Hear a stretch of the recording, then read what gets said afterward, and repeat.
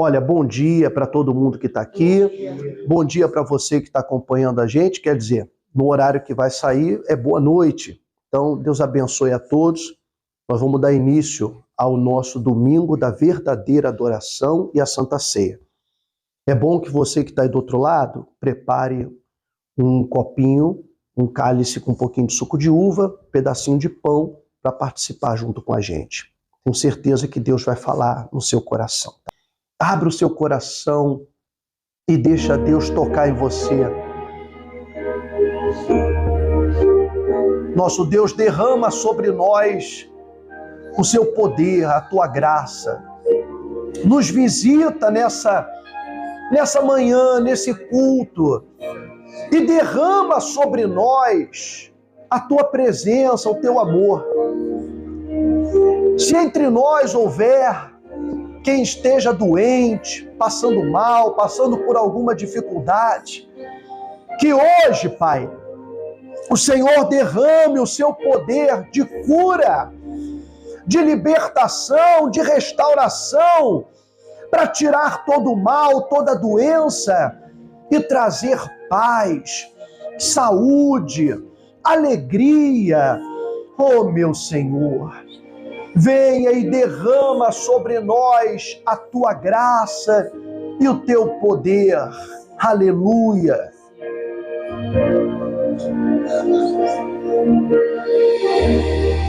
Me conheces, sabes tudo que eu preciso antes mesmo de falar. Me amas, seu amor é bem maior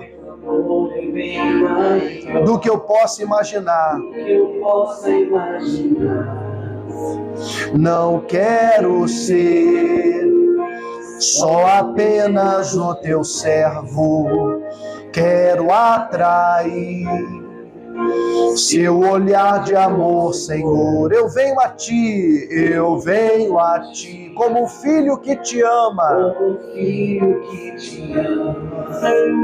Tudo que eu quero é estar perto de ti. Nos teus braços eu quero descansar, correndo irei pra te abraçar, meu Pai. Tu és a minha herança, meu Pai, razão da minha vida. Tudo que eu preciso está em ti.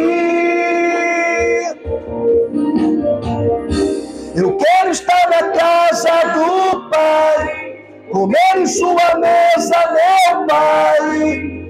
Tudo que eu sou é para ti, vivo só para ti, nosso Deus e nosso Pai. Senhor, em nome de Jesus, pela fé, nessa manhã, nós entramos na tua presença, unidos em um só Espírito. Nós que estamos aqui presentes, como aqueles que estão lá do outro lado, talvez em outra cidade, em outro estado, acompanhando esse culto desde a sua casa. Aqueles que estão aflitos, que estão doentes. Nós recebemos mensagens hoje de manhã de pessoas pedindo oração pelo marido, pela esposa, por um filho, que estão doentes. E o Senhor é o Deus que cura. O Senhor é o Deus que restaura, que transforma, que faz milagres. Então envia, Pai, o seu poder nesse momento e toca em todos aqueles que estão aflitos, em todos aqueles que estão doentes, onde quer que eles se encontrem. Envia o seu poder agora e manifesta a sua glória, manifesta o seu poder, faz o milagre, Senhor, e liberta, transforma.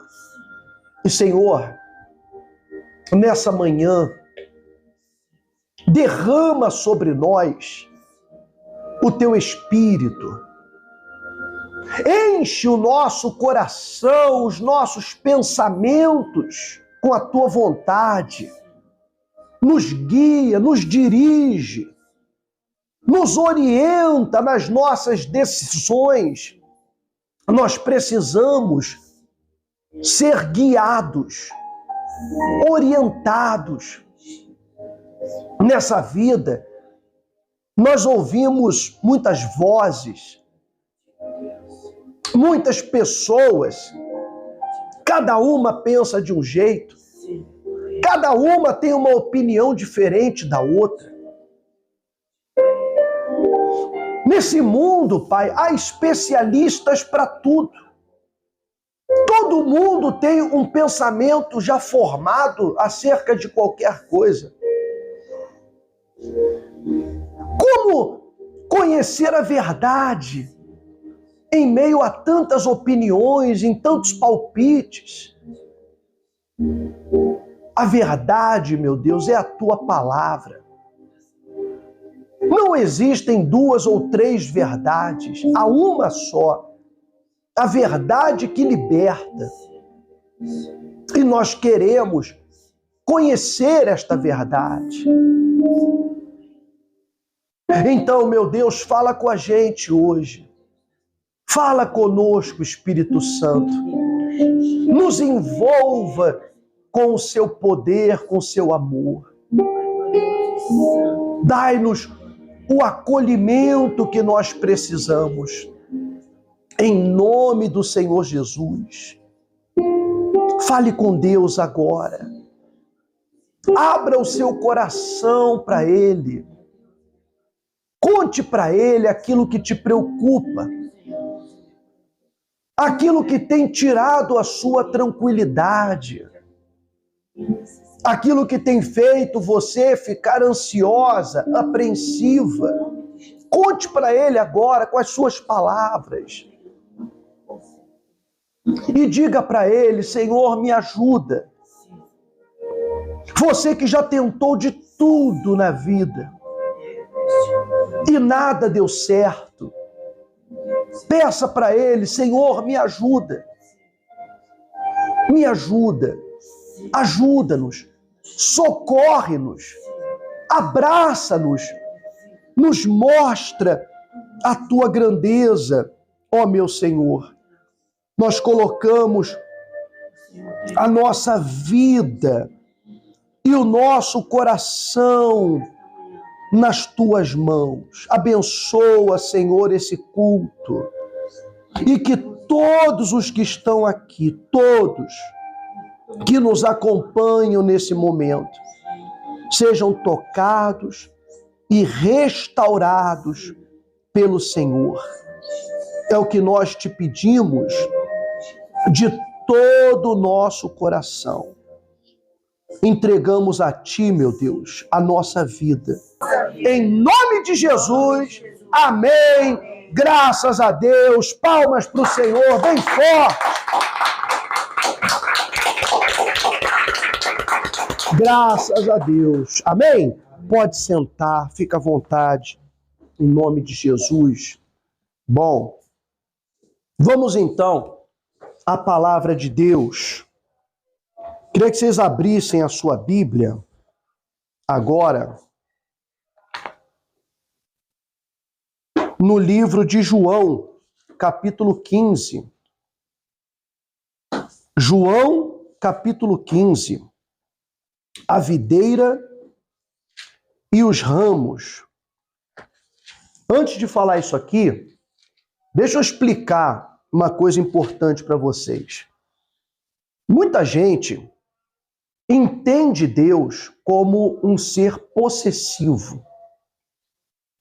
Tem pessoas, principalmente as pessoas do mundo, elas veem Deus como alguém possessivo, ciumento, como aquele namorado ciumento que fala para a menina assim, olha, se você não ficar comigo, você não vai ficar com mais ninguém. Ameaça de morte, ameaça de bater, de ficar perseguindo. É ou não é? Não acontece? Acontece. Só que essa menina, ela tem muitas outras opções para namorar. Ele não é a única opção que existe na Terra. Então, ela pode conhecer outra pessoa que vai tratá-la muito melhor. E ele não quer isso. Já com relação a Deus, pensa bem, existe outro Deus? Existe outra opção que dê salvação, eternidade? Não existe. Ele é a única opção. Mas por que as pessoas olham Deus como esse ser possessivo e castigador, como dizendo, olha, se você não estiver comigo, você vai para o inferno?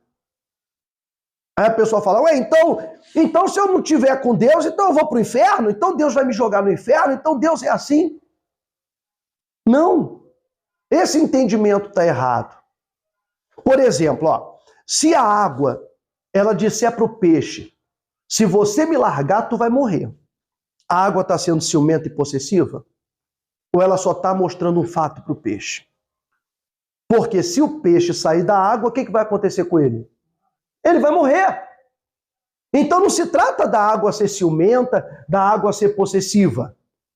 É porque é um fato. É um fato. E Jesus, o reino de Deus, a salvação, são fatos. Ele é o único Deus, ele é o único Senhor, não existe outro. Existem sim deuses criados pela cabeça dos seres humanos, com a necessidade de ter alguma coisa para palpar, para tocar, para adorar. E o ser humano não mudou. Ele continua com essa mesma necessidade, ainda sendo evangélico, de ter alguma coisa para tocar, para segurar na mão. E os pastores evangélicos, percebendo isso, essa necessidade das pessoas terem alguma coisa para ver, para tocar, para venerar, então eles criam seus artifícios.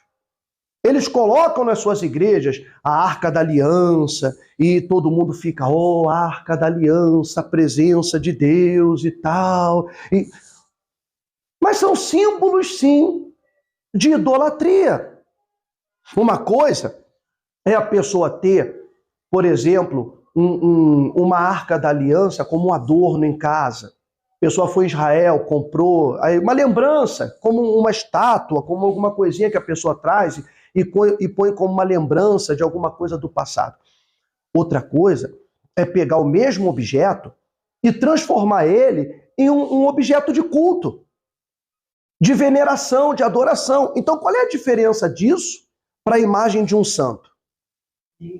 Não tem nenhuma diferença, porque a pessoa acende uma vela para a imagem de um santo.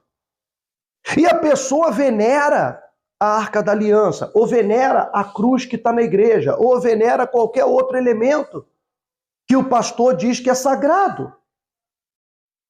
As pessoas com essa necessidade de adorar alguma coisa, de tocar alguma coisa para venerar, elas criaram seus deuses, de acordo com o que elas achavam que deveria ser. Então, alguns criaram um Deus com cara de carneiro, outros criaram um Deus com cara de anjinho, com a cara de criança. Cada um foi fazendo do jeito que achava, do jeito que pensava. Mas nenhum desses deuses criados pelo ser humano pode conduzir a pessoa até o reino dos céus. Nenhum deles é o caminho que leva ao reino de Deus.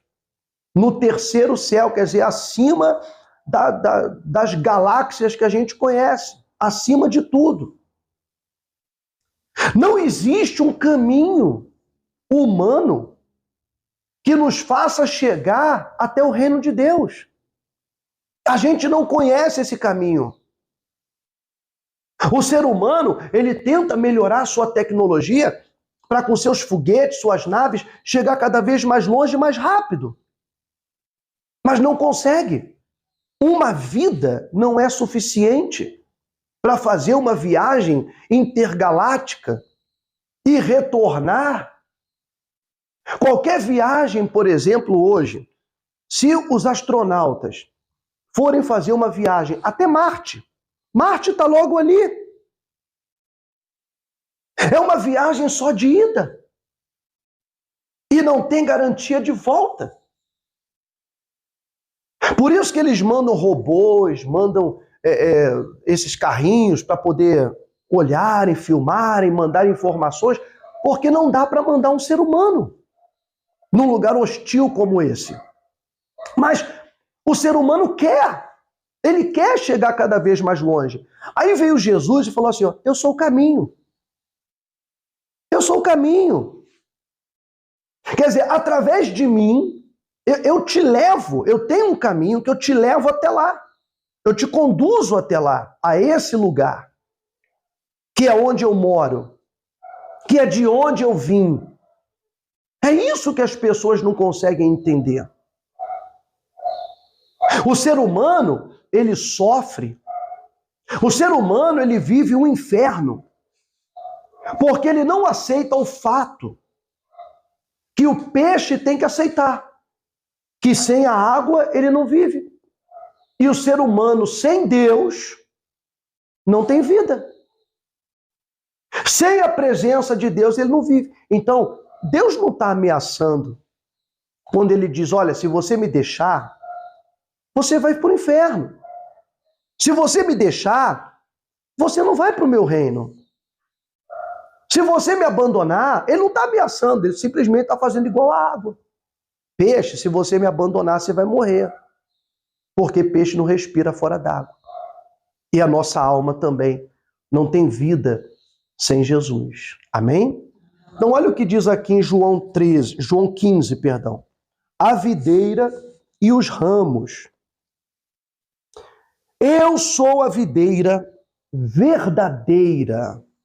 Eu sou a videira verdadeira. Então aqui ele já dá a entender que existem outras videiras que não são verdadeiras. Que existem outros supostos caminhos de salvação que prometem e oferecem mundos e fundos, mas não são verdadeiros. Crenças que não são verdadeiras e que as pessoas estão seguindo e obedecendo. Então ele diz, eu sou a videira verdadeira e meu pai é o agricultor. Todo ramo que, estando em mim, não der fruto, ele o corta. E todo que dá fruto, limpa, para que produza mais fruto ainda. Vós já estáis limpos pela palavra que vos tenho falado. Então vamos lá. Todo fruto que estando em mim, todo ramo que estando em mim, ele é a árvore. E a árvore tem galhos. E o agricultor, ele sabe que se tiver um galho ali, ocupando espaço na árvore e não dando fruto, esse galho tem que ser tirado, tem que ser cortado, para dar espaço para outro que vai dar. Então ele corta, porque não produz nada. E aquele galho que der fruto, ele limpa, tira o fruto para poder ele voltar a produzir, porque aquele galho é bom.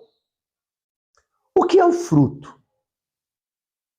O fruto, espiritualmente, falando em termos espirituais, está relacionado ao caráter do ser humano. A gente tem que fazer uma diferença entre fruto e obras. Fruto e obras. Muitos apresentam obras, até boas obras. Na outra quarta-feira que a gente falou, a primeira quarta-feira que a gente falou sobre as cartas do Apocalipse, e falamos sobre a carta à igreja de Éfeso, Éfeso era uma igreja abundante em obras. Está em Apocalipse capítulo 2. Era uma igreja abundante em obras. Obras assistenciais, e um monte de trabalhos que a igreja fazia, um monte de coisa que Jesus chegou a louvar. E disse, olha, vocês têm muitas obras, mas eu tenho contra vocês uma coisa, vocês não têm mais fruto. Vocês têm muitas obras, mas deixaram o primeiro amor. Quer dizer, vocês não têm mais o fruto. As obras é tudo aquilo que a gente faz. Não importa a motivação. Tudo aquilo que a gente faz para Deus, tudo aquilo que a gente faz para a obra de Deus, tudo aquilo que a gente faz para a igreja, isso são obras, são trabalhos que a gente faz. Até a oferta que a gente dá, o dízimo que a gente oferece, são obras. São obras que a gente apresenta diante de Deus ou condições que a gente dá para que a obra seja feita. Só que o fruto é o que a gente é. O fruto é o nosso comportamento, ele está ligado às nossas reações. O fruto é o nosso caráter, ele está ligado ao nosso caráter. A forma como a gente trata todo mundo. Por exemplo, de que adianta uma pessoa tratar todo mundo da rua bem e dentro da sua casa tratar todo mundo mal? Na rua, todo mundo fala assim, não, fulano é a melhor pessoa do mundo, fulano é bacana, fulano é legal. Aí a família diz assim, eu não conheço esse homem que eles estão falando não. Que dizem que ele é bom, que ele é legal, que ele é bacana, mas aqui dentro de casa ele não é isso não.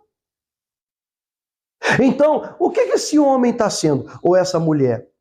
Um personagem.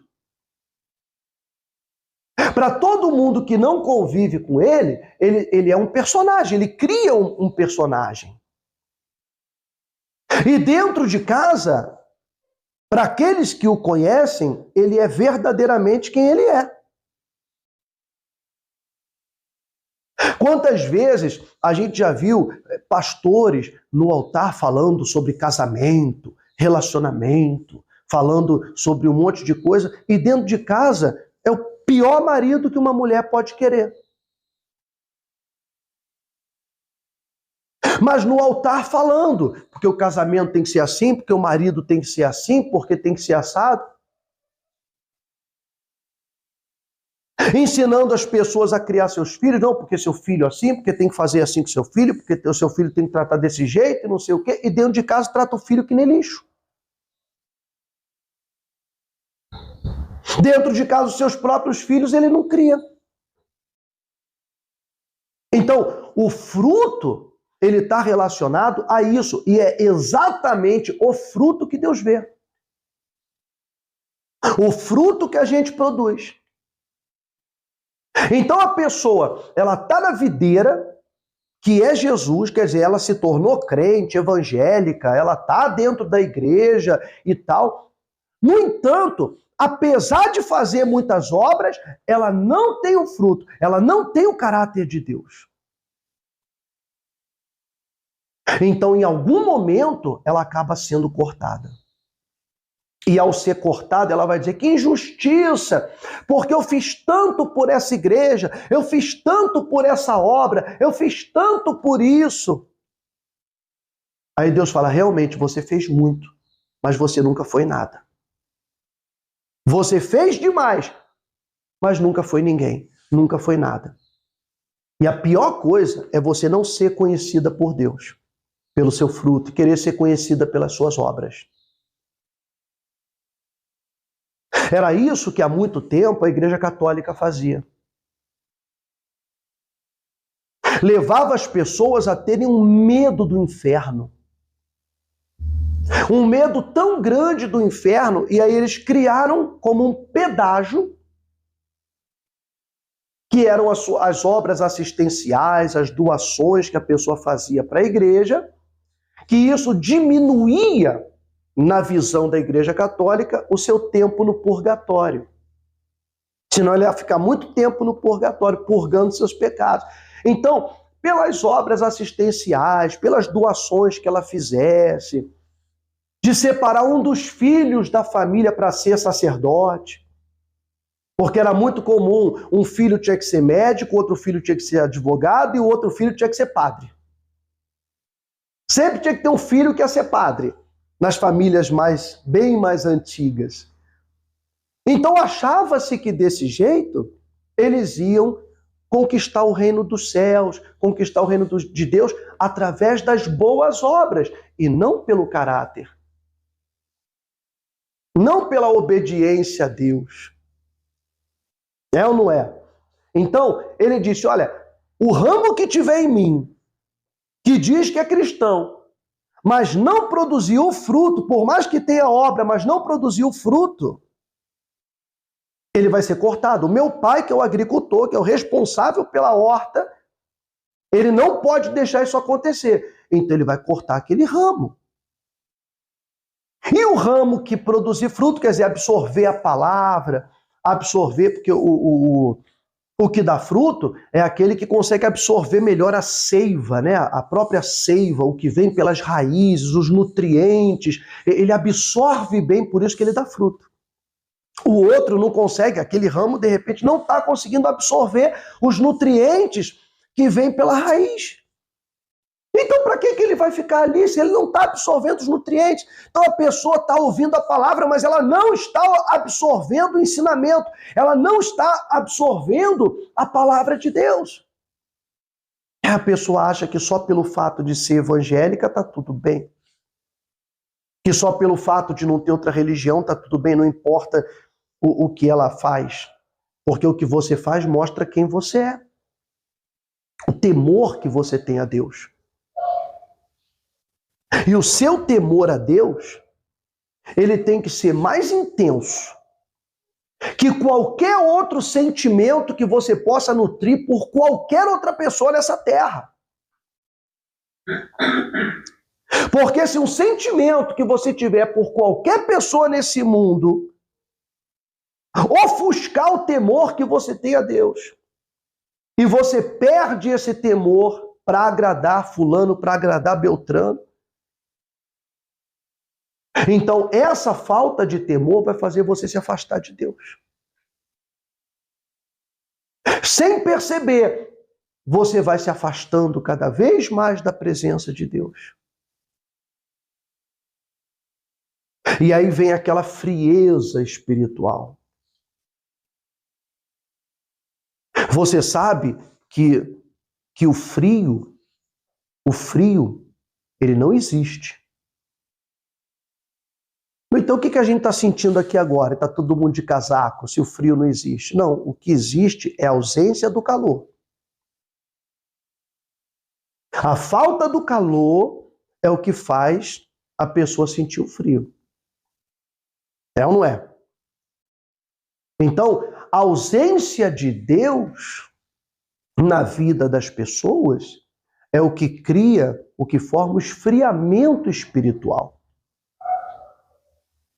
A reunião, ela é importante, por quê? Porque se tiver uma pessoa que está esfriando espiritualmente e tem 3, 4, 5 pessoas que estão quentes, então é como a brasa. Você vê um braseiro e pega um carvão apagado, coloca ali, o carvão vai acender.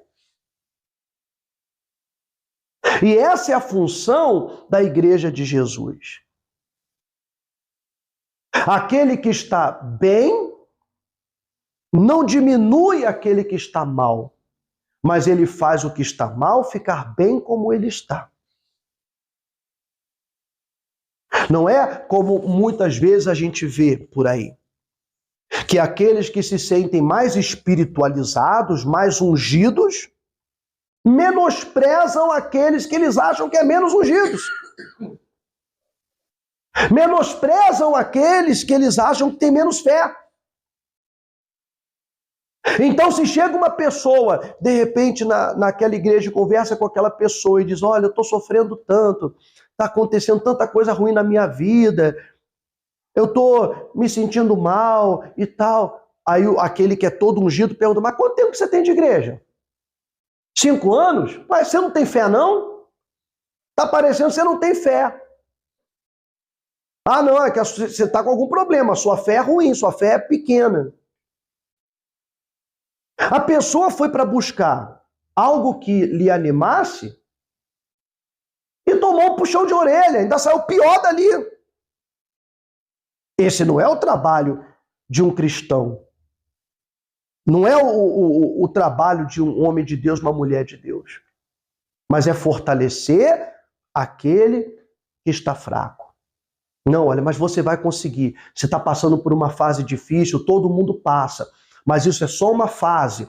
Você vai se levantar. Vamos orar juntos. Vamos conversar. Vamos ler a Bíblia aqui. Vamos nos levantar. Deus vai te guiar. Você vai sair desse poço, vai sair dessa situação. Olha, Moisés passou por isso. Quer dizer, a pessoa, ela faz aquele que está apagado acender.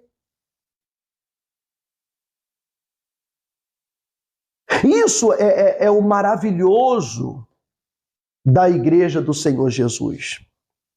E uma igreja, ela não precisa ter uma placa, ela não precisa ter um local. Você imagina que no tempo dos apóstolos, as igrejas eram nas casas. Eles se reuniam nas casas. Eles partiam o pão nas casas. Era de casa em casa, não tinha templo. Quando falava-se igreja, é que era uma comunidade de pessoas que tinham as mesmas intenções, o mesmo espírito, a mesma fé, comungavam da mesma palavra. E era isso que formava a igreja. E não o sectarismo que tem hoje, as divisões que existem hoje das igrejas evangélicas, onde um fala assim, ó, não, você não pode ouvir outra igreja, não. Você não pode ouvir outro pastor, não. Você não pode botar o pé em outra igreja. Não pode, não. E se a pessoa diz assim, eu ouvi aqui na internet um pastor, eu fui um dia naquela igreja ali, aí já diz, não, tá errado, já pecou. De joelho no milho, só falta fazer isso. Só falta fazer isso, ó, joelho no milho, meia hora, para purgar aí, para pagar teu pecado. Mas por quê? Esses que fazem isso, eles criam uma divisão no próprio reino de Deus. Eles fazem um desserviço para a obra. O que Jesus falou a respeito do diabo? Quando disseram que Jesus era Beelzebu. Ele disse, olha, uma casa dividida contra si própria não subsiste. Não fica de pé. Um reino dividido não se mantém.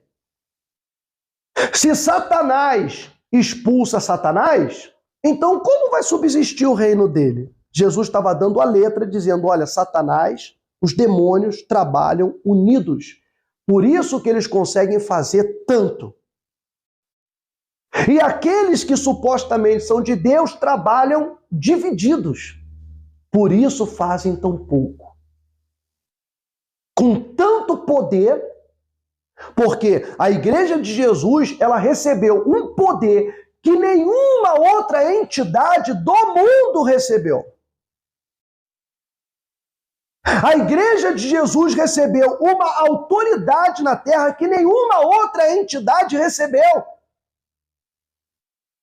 O poder de mudar o mundo. Então, por que o mundo é tão ruim? Por que o mundo é tão mau? Porque trabalha-se, é um reino dividido. É um reino dividido por seus próprios líderes orgulhosos, pedantes, cheios de arrogância, e cada um achando que é um semideus. Achando que é um semideus na terra. Esses dias eu ouvi um líder religioso falando de si próprio na televisão. E ele diz assim, eu sou idolatrado, eu e a minha mulher somos idolatrados onde quer que a gente vá. Vocês não sabem como nós somos idolatrados. Um grande líder religioso. Tá entendendo? O que você sente quando tu escuta alguém falando isso? Eu sinto embrulhar meu estômago. Embrulha meu estômago na hora. Aí outra pessoa vem dar um testemunho dele e falar assim, o nosso líder, pra gente, ele é como Deus na terra. Isso também embrulha o nosso estômago. Então você vai ver que cada um acha que é um deusinho. Dentro do seu ministério de 30 pessoas, 50 pessoas, 100 pessoas, 1000 pessoas, 2000, 100.000 pessoas, acha que é um deusinho. Que faz e desfaz da vida das pessoas. Que controla e proíbe as pessoas de serem livres, de serem realmente elas mesmas, porque elas não podem ser quem elas são. Elas têm que ser o que o seu líder quer que elas sejam. E sem perceber, estão afastando as pessoas de Jesus.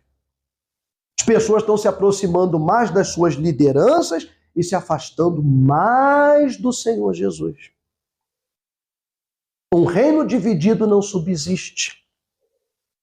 E veja se a igreja evangélica no mundo inteiro não está dividida também.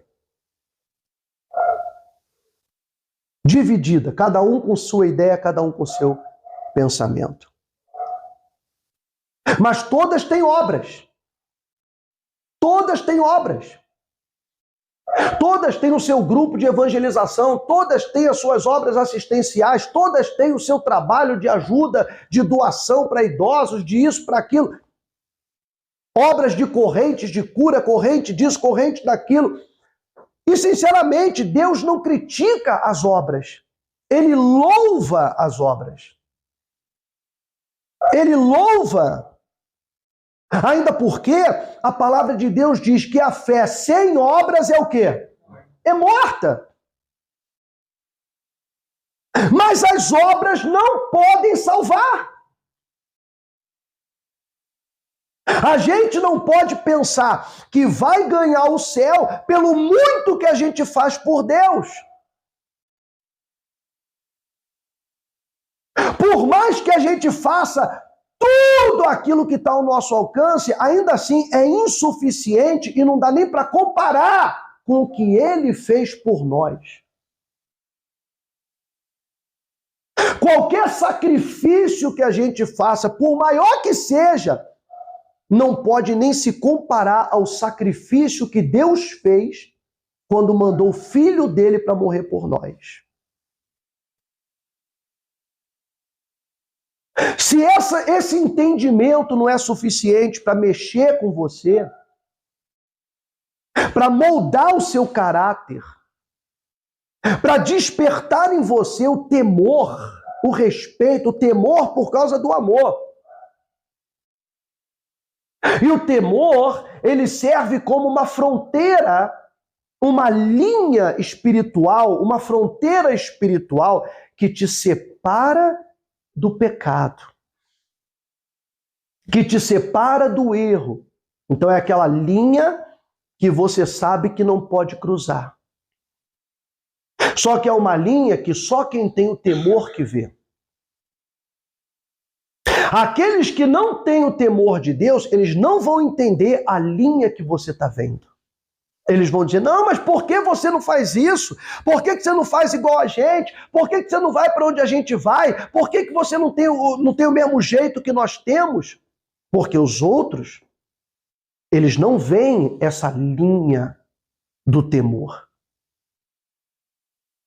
Então eles vão lhe criticar pelo seu comportamento, eles vão lhe criticar porque você não faz o que eles fazem. Eles não vão entender. Eles não vão entender, mas não espere que eles entendam. Porque eles são do mundo. E para o mundo não há limites para aquilo que eles querem fazer.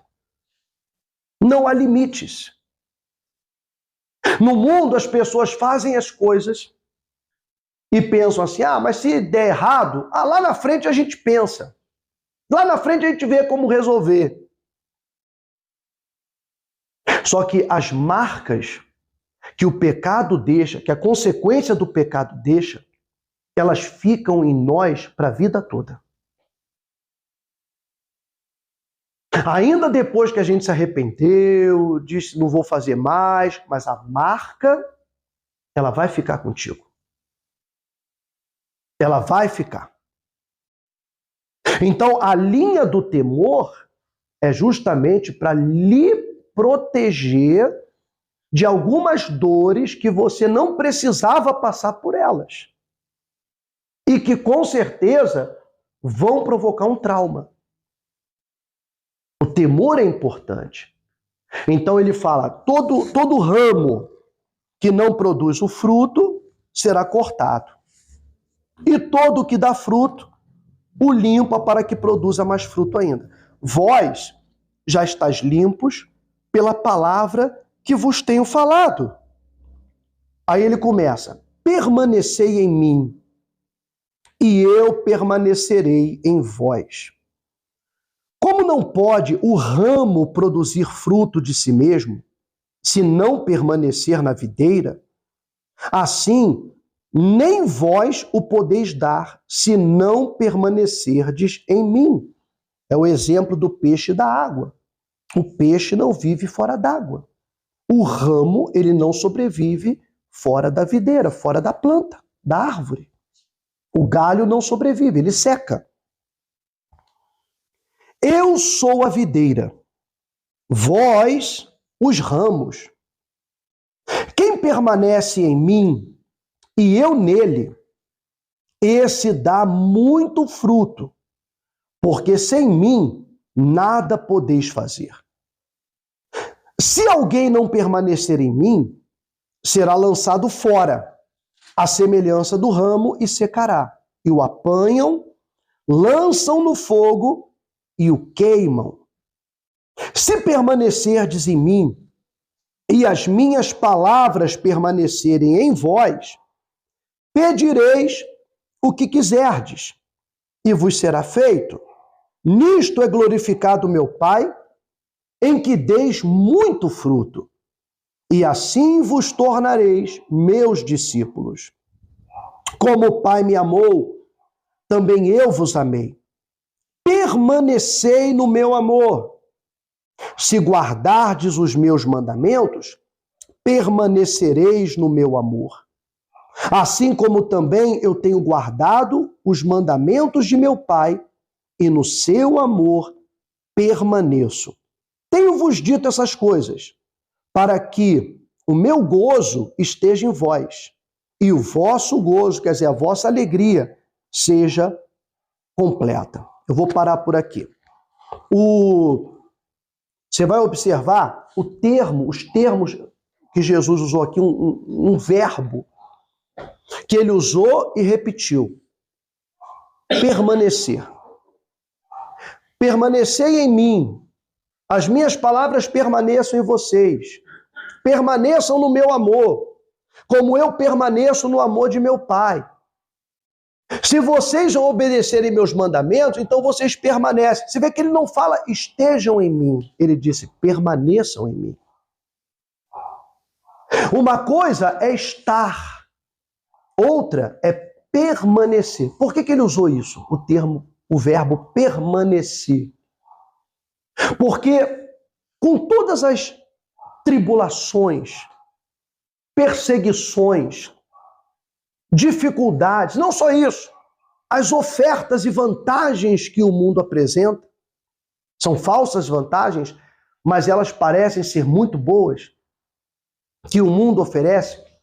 O mundo faz muitas ofertas para a gente, apresenta muitos enganos fantasiados, tudo muito bonito, luminoso, para chamar a sua atenção,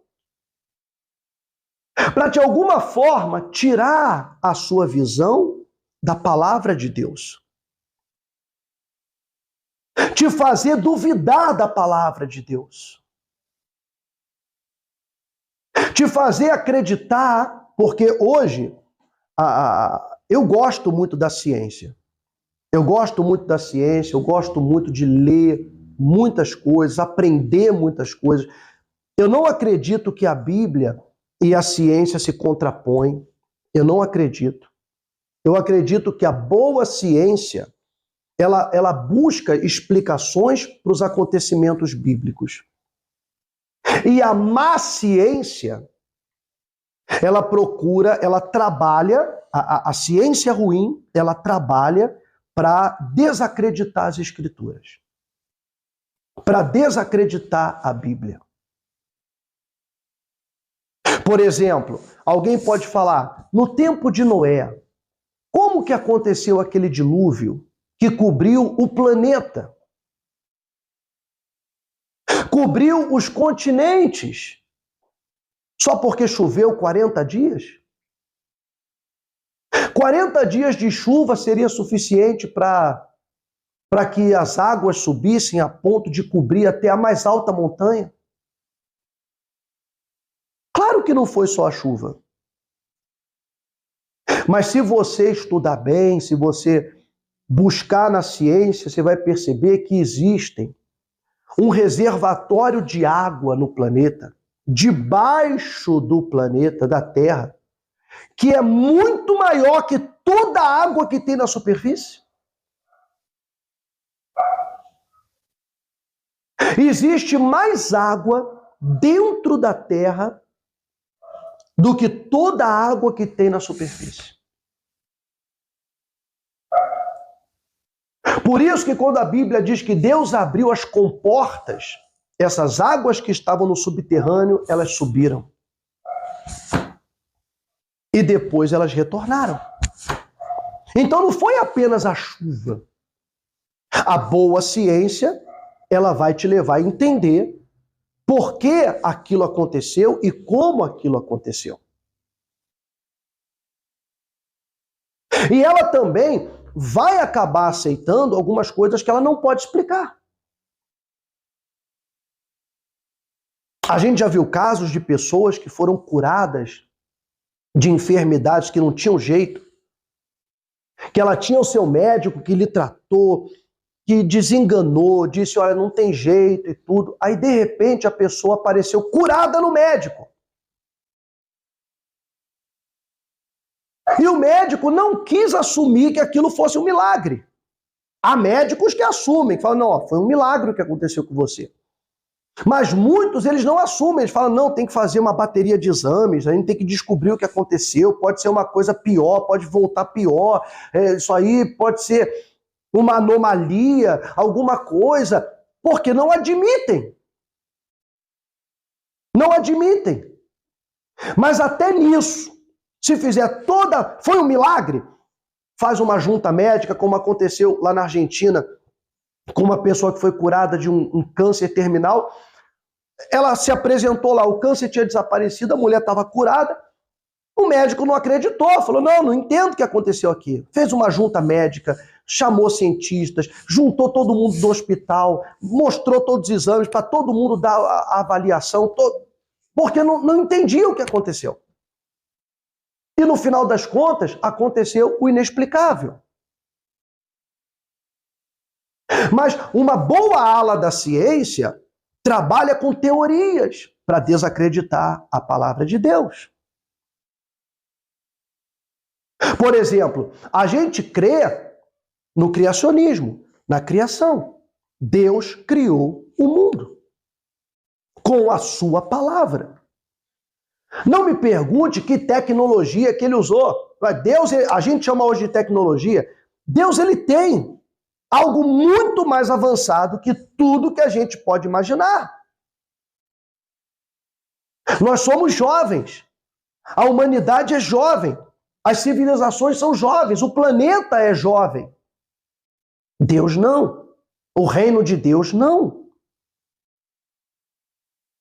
Então você imagina a engenharia que eles têm, que Deus tem, tudo, a forma dele trabalhar é muito diferente das dificuldades que a gente tem aqui.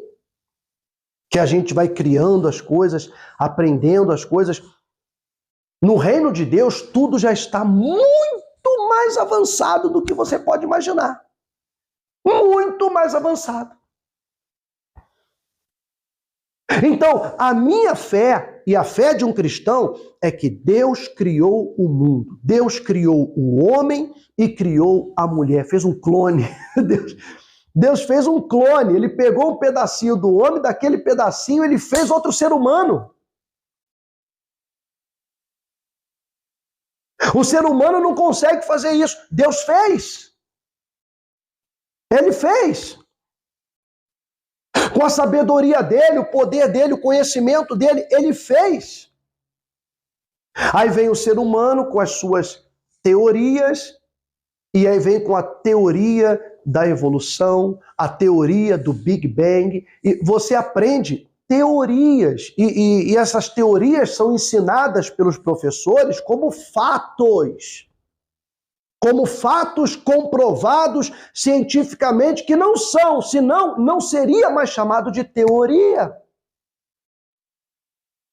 Continua, desde que eu era criança, era teoria, e até hoje continua sendo chamado de teoria. Por quê? Porque não se comprovou. Então, para uma pessoa acreditar em Darwin, que dizem que Darwin matou Deus, dizem Darwin matou Deus, para acreditar na teoria de Darwin, a pessoa precisa ter fé. Por quê? É uma teoria. Assim como para crer na criação, de Deus ter criado, é preciso fé. E o cristão, ele tem uma fé. E no desenrolar da sua caminhada, Deus vai dando provas da sua existência na vida daqueles que creem. E isso vai motivando, vai alimentando a fé dessas pessoas. Mas a ciência ruim trabalha para desacreditar. E muita gente que era cristã deixou de ser porque falou, não, mas parece que não tem muito sentido, parece que o que a minha professora falou, que o que o meu professor falou, faz mais sentido do que aquilo que o pastor falou, aquilo que a Bíblia ensina. Por isso que Jesus falou, permanecei em mim, porque mais difícil que está é permanecer. Com tanta coisa que você vai ouvir, tanta coisa que você vai escutar, tanta gente que vai se aproximar de você, tentando te tirar do bom caminho. E o diabo trabalha desse jeito. Vai criando situações, vai criando circunstâncias para fazer você parar de olhar para Deus, olhar para o alto, para a tua salvação, para a vida que você quer transformada e fazer você focar na dor, focar no problema. Mas querido, querida, tudo passa. Tudo na vida passa. As lutas passarão, os problemas passarão, a doença passará, o problema financeiro passará, tudo vai passar. Tudo vai passar. O que não pode acontecer é vir como uma onda na sua vida e te levar junto. Porque todas as lutas vêm como ondas. Mas as ondas não arrastam as rochas. Elas arrastam aquilo que não está fixado em nada. Então elas arrastam, porque tudo que está fixado, as ondas não conseguem arrastar. Vou lembrar de novo para vocês a parábola que Jesus contou da casa construída na rocha e a casa construída na areia. A água passou e arrastou uma casa, porque não estava bem fixada, não estava bem alicerçada. E a outra casa, que estava no mesmo lugar, a água não conseguiu arrastar. Então você vê que tem crentes e evangélicos e cristãos que quando vêm as águas dos problemas, das lutas, eles são arrastados. Por isso Jesus falou, permaneçam em mim. Porque se vocês permanecerem apesar do arrastão das águas, apesar das ondas, apesar das dificuldades, você permanecer, aí sim você pode pedir o que você quiser, que eu vou te dar, para que a sua alegria seja completa, para que a sua felicidade seja completa. Ele disse, isso é o que o meu pai quer. A glória do meu pai é que você dê muito fruto e que a sua alegria seja completa. Mas para isso a gente tem que permanecer. Não só estar na presença de Deus, mas permanecer no temor, no amor, na fé, na presença dele. Aconteça o que acontecer. Eu vou repetir. Não são apenas as dificuldades e as lutas, mas também as falsas vantagens e as ofertas que o mundo te apresenta. Através de amigos, conhecidos, através de pessoas, o mundo se apresenta para você como algo mais vantajoso e mais rápido de chegar nos seus objetivos do que servindo a Deus. E Deus é aquele que vem para você e diz assim, olha, eu não garanto que você vai chegar rápido onde você quer, mas eu garanto que você vai chegar. E quando chegar, ninguém vai te tirar de lá. O mundo, ele diz, não, você vai chegar rápido, você vai decolar, você vai fazer o que eu quero, você rapidinho vai chegar. E a pessoa chega rapidinho. Mas assim como ela chegou rapidinho, é igual foguete, assim, ó, É rapidinho. Chegou rápido, na primeira crise, pá, vai cair. Sabe por quê? Porque não criou estrutura. A estrutura é criada com o tempo, com a luta, com as dificuldades. Você adquire sabedoria, conhecimento, paciência. Isso são coisas muito importantes para você superar no futuro as próximas dificuldades. Ver uma pessoa que nunca teve dinheiro na vida, sempre viveu de um salário mínimo, saláriozinho, sempre viveu de R$500, sabe, se virando para poder se manter. Aí, de repente, essa pessoa faz um jogo na Mega Sena e ganha 100 milhões. Se você ganhasse 100 milhões do dia para a noite, o que você faria, hein? Com certeza, muita coisa na sua vida ia mudar. Aí a pessoa ganhou 100 milhões. Ela nunca teve esse dinheiro. Aí o que ela quer fazer? Ela quer comprar tudo que ela nunca teve.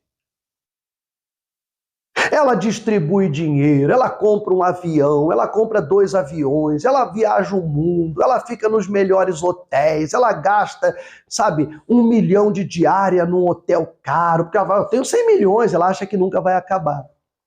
Aí dali passa um tempinho, 3, 4, 5 anos, ela está cheia de dívida. Você fala, como é que pode? Eu com 100 milhões, agora estou devendo.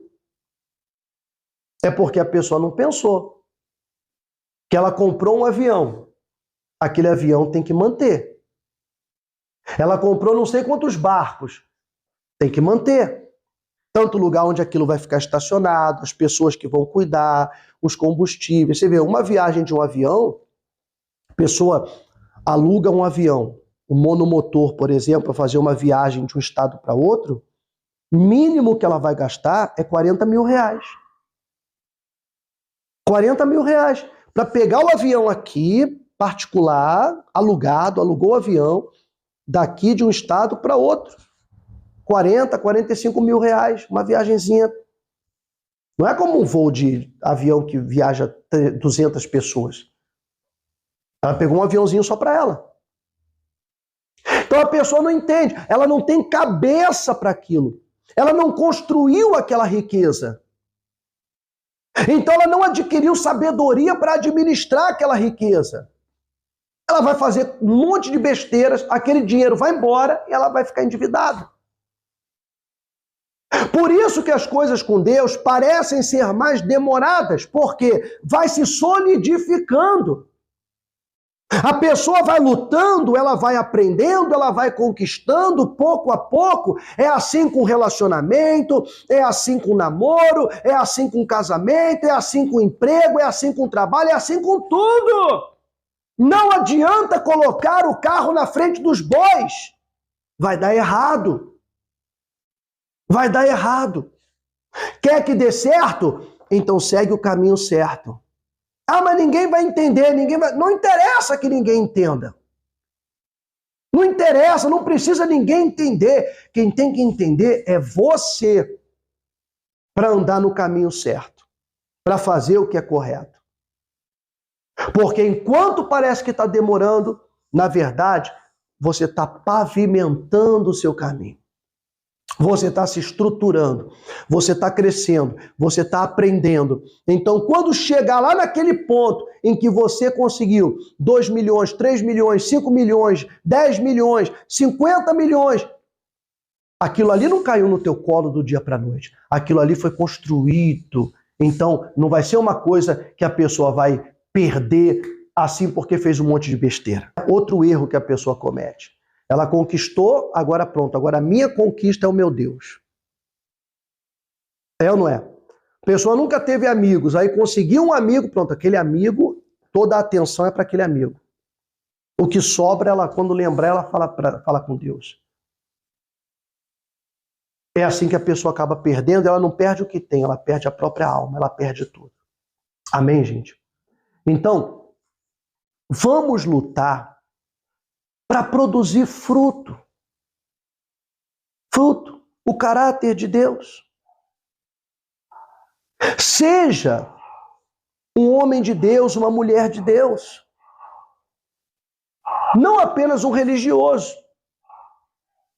O homem de Deus, ele foca no fruto, no caráter. O religioso, ele foca nas coisas que faz, nas obras que faz. Então coloca o teu foco na obediência, coloca o teu foco na fidelidade, coloca o teu foco em ter o caráter de Deus, em amar o seu próximo de verdade, fazer o bem sem esperar nada em troca. Sempre que tiver ao seu alcance. Também não dá para você fazer uma coisa por outro se não está ao teu alcance. E ficar sofrendo porque não conseguiu ajudar. Não adianta. A pessoa dizer, eu estou me sentindo tão mal porque o fulano precisava, eu não pude ajudar. Não, você não pode. Isso não é falta de amor. O amor é toda vez que você pode, toda vez que está ao seu alcance, você fazer, você não negar. Você perdoar quem fez mal para você. Porque quando você não perdoa, então você dá um poder àquela pessoa sobre você. Toda vez que alguém faz algo contigo e você não perdoa, aquela pessoa, ela passa a ter poder sobre você. Como assim? O tempo todo você vai ficar falando dela. Em toda conversa você vai falar dela. Em toda lembrança você vai lembrar do que ela fez. Ela tem poder sobre você. Ela sem estar perto de ti, ela está te controlando. Quando você perdoa, entrega na mão de Deus, aquela pessoa já não tem mais poder sobre você. Então, procura perdoar. Isso tem que estar em você. E como é que a gente perdoa? Através do entendimento. Através do entendimento. Quando a pessoa diz, eu não consigo perdoar porque ela acha que perdoar é fazer o bem para a pessoa que lhe fez mal. Como se ela estivesse dando um presente para aquela pessoa. E não, perdoar é um presente para quem perdoa. Porque essa pessoa, ela se liberta. Ela se liberta. Ela é livre. Ah, mas não vai acontecer nada com aquela pessoa? Vai. Ah, então vai ser a justiça divina. Não, vai ser a justiça da vida. É É a lei da vida. Aqui se faz, aqui se paga. Essa é a lei da vida. É a lei do universo. Quando Deus criou o universo, criou o mundo, ele criou com essas leis. E tem a lei do retorno. Então, o que a pessoa fizer de mal nessa vida, vai voltar para ela. Pode passar 10 anos. Gente, pode passar 30 anos, pode passar uma vida. Mas o que ela fez vai voltar para ela. O mal que ela fez vai retornar para ela. Não porque Deus quis, mas porque é uma consequência do que ela fez, que vai ecoando ao longo do tempo. E o tempo não perdoa. O tempo não perdoa, ele devolve. Por isso que Jesus falou, olha, orem pelos seus inimigos. Ore pelos seus inimigos, por aqueles que perseguem vocês. Porque eles não sabem o que estão fazendo, não. Lembra na cruz, Jesus falou, Pai, perdoa-os, porque eles não sabem o que estão fazendo. Eles estão matando seu filho. Perdoa-os. Porque Jesus, ele sabia que as consequências para aquelas pessoas, pelo que elas estavam fazendo, ia vir. Ia vir. E veio. E veio. E não veio na hora. Porque depois do sacrifício de Jesus, da morte de Jesus e tal, Jesus ressuscitou, eles ficaram perseguindo os apóstolos por décadas, achando que venceram. Foram décadas perseguindo Pedro, perseguindo os apóstolos, apedrejando, maltratando, décadas. Matando, né? Matando. E quando eles achavam que estava tudo bem, que eles venceram, passaram-se 7 décadas. E veio a invasão romana, que derrubou toda Jerusalém.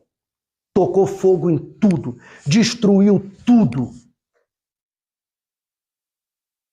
Eles foram dispersos. Eles foram expulsos. O templo foi derrubado, foi destruído, foi queimado. Aquilo que Jesus falou, não vai ficar pedra sobre pedra, não ficou. Realmente, não ficou pedra sobre pedra. Porque ações têm consequências. Então, quando Jesus orou, ele disse, Pai, perdoa-os porque eles não sabem o que fazem, é porque Jesus sabia que as consequências do que eles estavam fazendo ia vir. E ele não queria que aquelas pessoas sofressem pelas suas próprias ações. Só que a atitude delas não foi apenas naquele dia. No dia que prenderam Jesus, que crucificaram ele. Mas foram continuadas, as perseguições foram continuadas por várias décadas. Várias décadas. Isso mostrou que eles não reconheceram, não se arrependeram. Então a consequência veio. E olha que Deus esperou, hein? Deus teve paciência, esperou 70 anos até liberar o inimigo para vir destruir Israel de novo. Olha como é que Deus é paciente. E Ele é paciente com a gente também. Amém, pessoal? Então, sim, perdoa. Isso faz parte do caráter de Deus. Ande na presença de Deus. Seja uma pessoa que é exemplo e inspiração para os outros. Inspiração de coisa boa para os outros.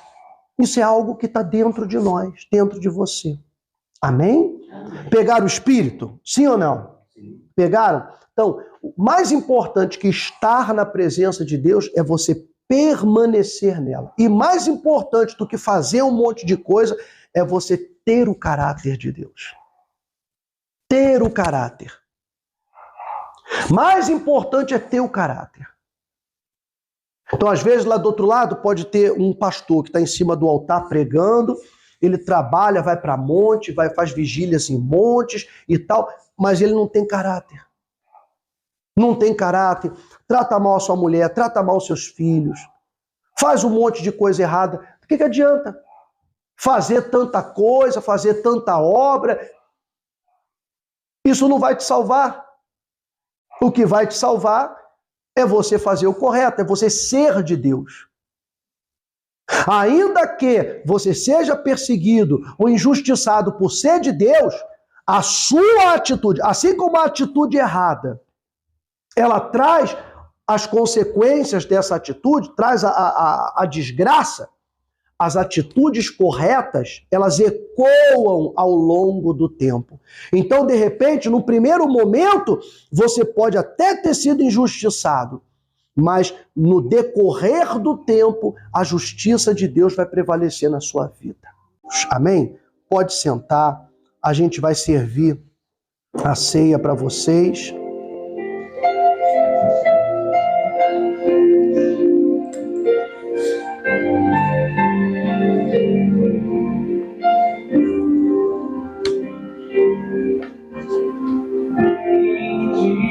Seja o cordeiro que nós Padecer.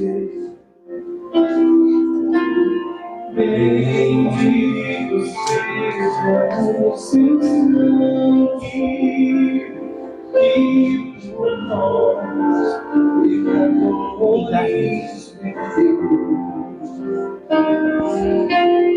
Eis neste sangue lavado, como pastilha. Tão alvas são os pecadores remidos. Remidos que perante seu Deus já estão. Alvo mais que a neve, alvo mais que a neve, alvo mais que a neve. Sim, nesse sangue,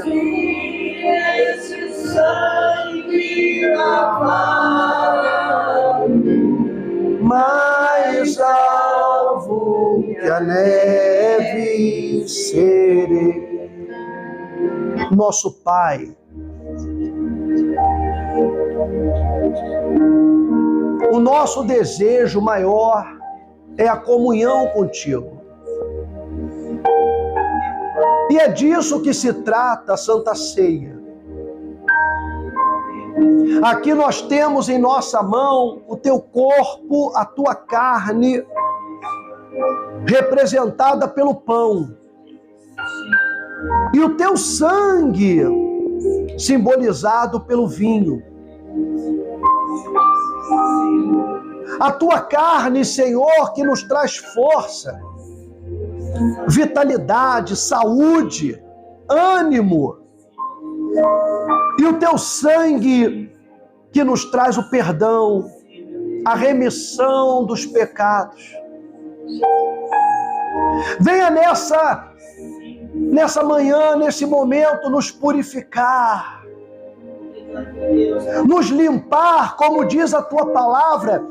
Todo ramo que produz fruto, o Senhor o limpa para que produza mais. Nos limpa nesse momento e derrama sobre nós o teu amor. O teu amor. Nós consagramos agora estes elementos e os abençoamos. Agora coma o pão, a carne de Jesus.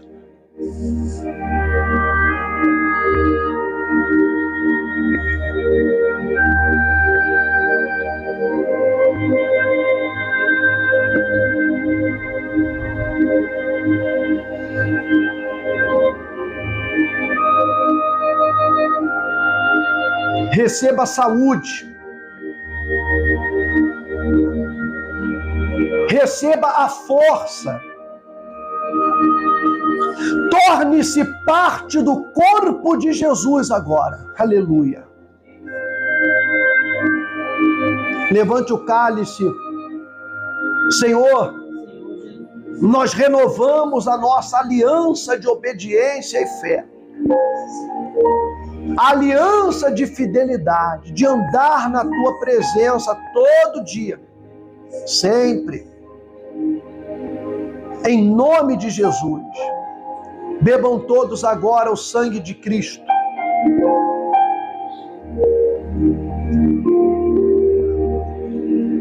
Aleluia. Aleluia, aleluia, aleluia. Levante as suas mãos e diga: Senhor, eu te adoro. Diga: Senhor, eu te amo, eu te adoro. O Senhor é a minha força, a minha vida, o meu escudo. Encha-nos do seu amor, ó glorioso Deus e bendito. Nós te adoramos, Senhor. Oh, aleluia. Encha-nos da tua vida, da vida eterna. Seu filho amado pra nos Salvar e perdoar. Na cruz morreu. Na cruz morreu Por meus pecados. por meus pecados, Mas ressurgiu. e vivo com O Pai está. Porque Ele vive. que Ele vive. Posso Posso crer no amanhã, porque Ele vive. porque Ele vive. Temor não há. Temor não há. Mas eu bem sei, que a minha vida está nas mãos. Está nas mãos do meu Jesus, Que vivo está. E quando enfim chegar a hora chegar a hora em que a morte em que a morte enfrentarei, enfrentarei, sem medo então então terei vitória, terei vitória, verei na glória verei na glória o meu Jesus que vivo está, porque Ele vive. Cante de todo o coração no amanhã, porque Ele vive. Temor não há. temor não há, Mas eu bem sei que a minha vida está nas mãos. está nas mãos do meu Jesus que vive está. Porque Ele vive. Posso crer. Posso crer no amanhã, O Senhor é a nossa vida, Pai, a nossa fortaleza, aquele que nos ergue, que nos levanta, que nos renova. Aleluia. eu sei Que a minha vida está nas mãos. está nas mãos do meu Jesus que vivo está. Oh, aleluia, aleluia, aleluia. Senhor, aceita a nossa vida e o nosso coração. Nós te agradecemos, ó Deus, por esse culto. Te agradecemos por essa mensagem, por termos aprendido a tua palavra. Nós vamos pôr em prática. Vamos permanecer em ti todos os dias, apesar das lutas, e das dificuldades. Em nome do Pai, do Filho e do Espírito Santo. E você que crê de coração, diga assim seja. Amém. Amém. Graças a Deus. Palmas para Jesus, bem forte. Olha, pessoal, para você que ficou com a gente até o final desse culto, que Deus abençoe a sua vida. Aproveita, já que você está vendo pelo YouTube, se você ainda não é inscrito no canal, se inscreve agora, deixa o seu like para esse vídeo ser recomendado para outras pessoas aqui dentro da plataforma e também torne-se um anjo patrocinador dessa obra. Através da sua oferta, do seu dízimo, você manifesta a sua fé, a sua gratidão e o seu amor. Eu vou deixar aqui no rodapé, aqui embaixo, a chave Pix e a agência e a conta do Banco Bradesco, onde você pode fazer a sua oferta. Se preferir, faça hoje mesmo. Aquilo que Deus tocar no seu coração. Não importa o valor. O que importa é você crer de todo o coração. É você querer agradar, servir a Deus e nos dar condições de levar a palavra de Deus por todas as partes. E através da internet, a gente consegue romper fronteiras. É ou não é?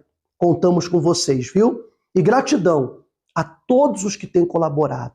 Gratidão a todos que têm ajudado com esse trabalho. Que Jesus abençoe a todos vocês, tá? Então fiquem com Deus, fiquem na fé.